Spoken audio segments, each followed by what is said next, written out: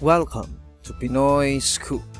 For today's news, isang diehard fan ni Daniel Padilla at Catherine Bernardo ang nakapagpaikot sa upuan ng lahat ng hurado sa blind auditions ng The Voice Kids nitong Sabado.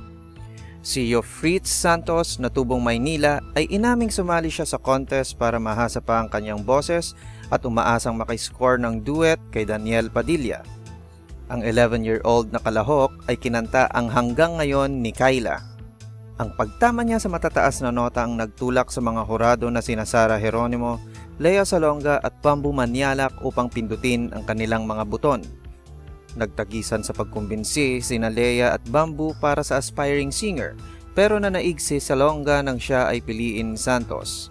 Ilang minuto lang pagkatapos ng audition ni Santos ay nagsilabasan na ang mga fans ni Daniel at Catherine para itaguyod ang suporta para kay Santos na kung saan ang kanyang pangalan ay napunta sa second spot ng Twitter Worldwide Trends. For more news, visit and subscribe to our YouTube channel at www.youtube.com/PinoyScoop.